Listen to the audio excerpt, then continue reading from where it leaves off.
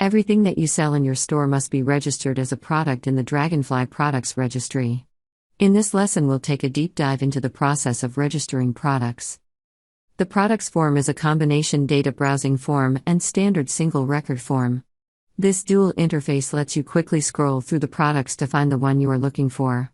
Then click on a record to load it into the editing sections and edit the product as needed.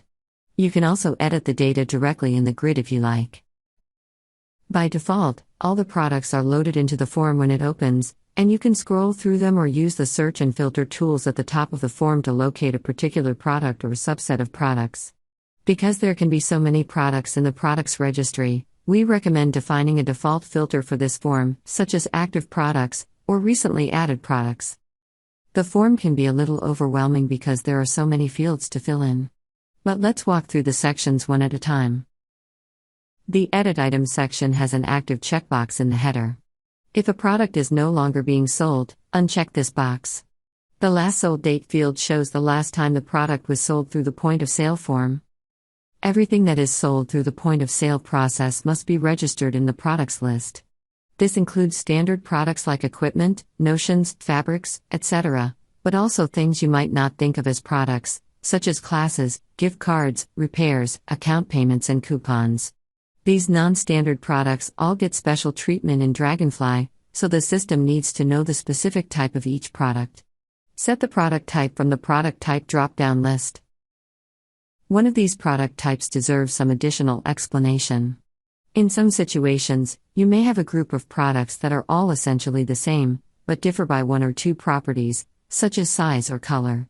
A good example of this is thread, where you may have 50 products for type of thread, all with the same attributes except for color and SKU.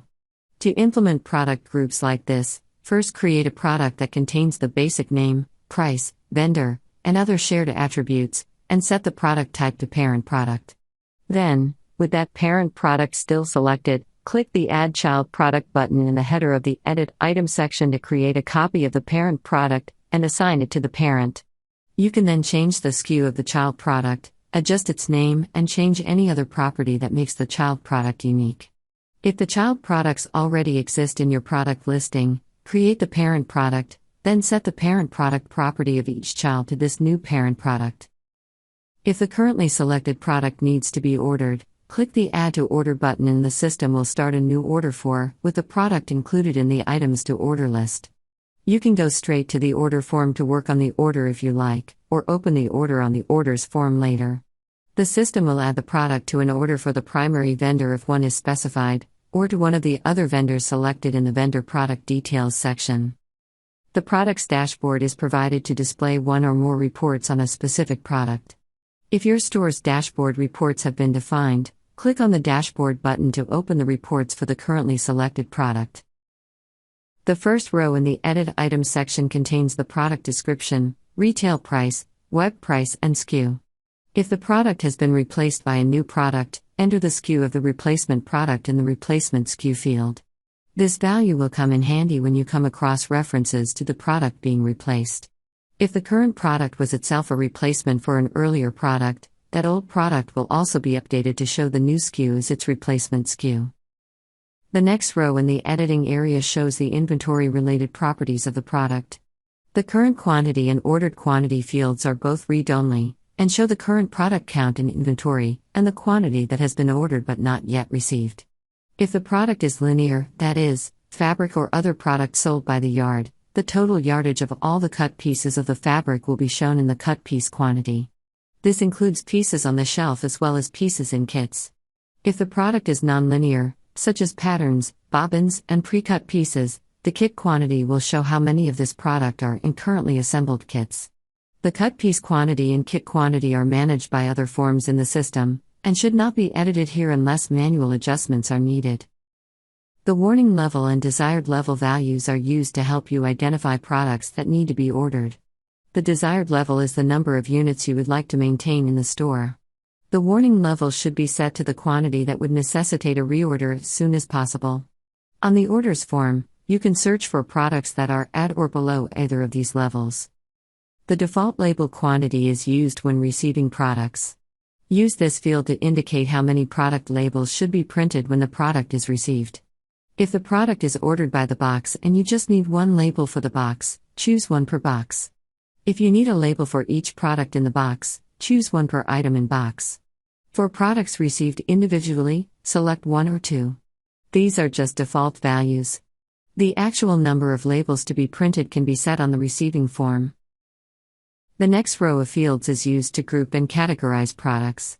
Each product can be assigned to a single department.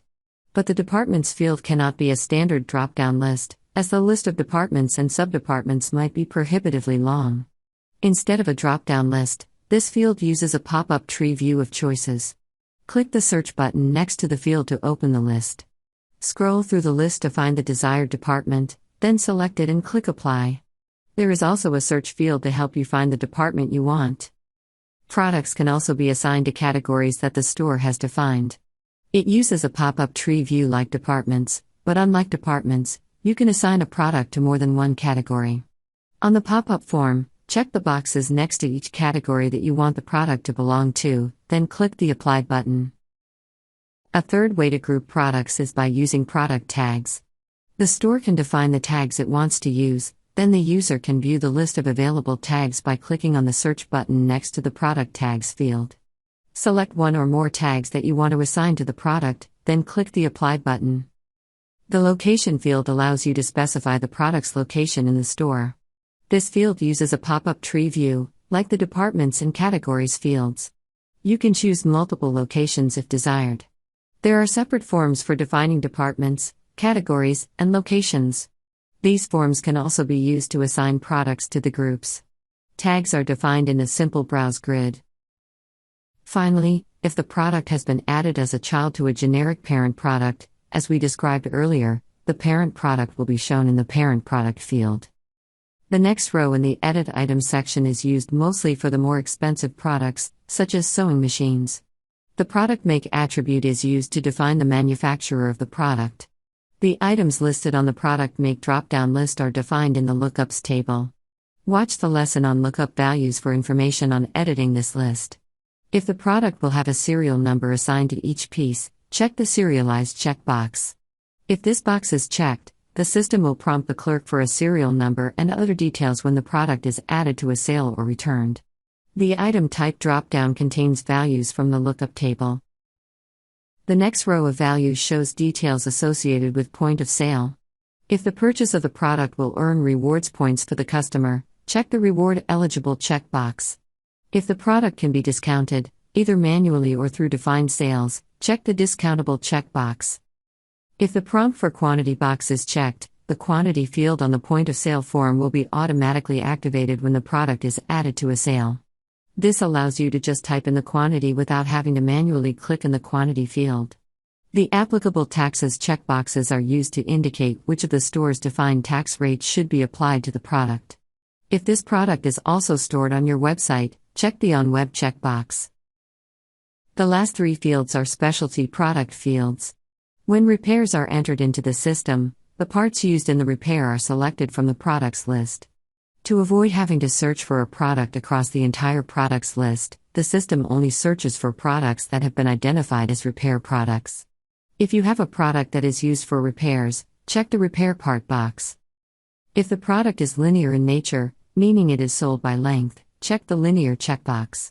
This covers fabric on the bolt, ribbon on a spool, or other products where the length is set at point of sale. Pieces that are pre-cut, such as fat quarters, are not considered to be linear. For these pre-cut pieces, choose the piece type from the piece type drop-down. Setting these last two properties is critical for maintaining accurate inventory numbers on fabric and ribbon. Products can sometimes have random attributes that are only applicable to a small subset of products. For example, clothing that you sell will have a size attribute, which wouldn't apply to other products. Dragonfly uses flex attributes for these properties. Using flex attributes rather than simple type-in fields ensures better consistency and data quality. To use a flex attribute, select an attribute type from the Value Type drop-down. There is an entry on this list for every flex attribute that you define as a data source. These flex data sources include a comma-separated list of possible values for the attribute. For example, for shirt sizes, the values could include small, medium, large, and extra large. After selecting the flex value type, select one of the available values for the currently loaded product. Each product can have up to 4 flex attributes. The next section of this form is used for vendor-related information. You may have to collapse some of the sections in order to see this section. If you normally purchase the product from a particular vendor, select that vendor in the primary vendor field. That vendor will be added to the vendor product details grid. If you have other vendors that you could also purchase the product from, select them from the additional vendor dropdown. Each vendor you select will be added to the product details grid. In this grid, you can define the vendor-specific properties of the product. This information can also be viewed and edited on the vendor products form. The bottom section of the form is used for longer descriptions, notes and reminders. They can be used as the store wishes. There is one more form section to cover, the Actions section, which is located next to the Browse grid. If you need to make the same change to multiple products, first set a filter to define the list of products to be edited. Then click the Bulk Edit button to make changes to the listed products. Watch the lesson on bulk editing for details. If you want to print product labels from this form, select one or more products in the Browse grid, then enter the label count when prompted. The store administrator can define sales or discounts to temporarily reduce product prices. If the sales have been defined, they will be listed in the Discounts dropdown. To make products eligible for the selected discount, select one or more products from the Browse grid and click the Apply Discount button. If you have a lot of products to add to a sale, it's faster to add products to the sale using the Discounts form. Click the History Report button to bring up a report for the currently selected product, showing its history, including sales, returns, and order receipts. Finally, click the Copy Item button to make a copy of the currently selected product, then edit the copied product as needed.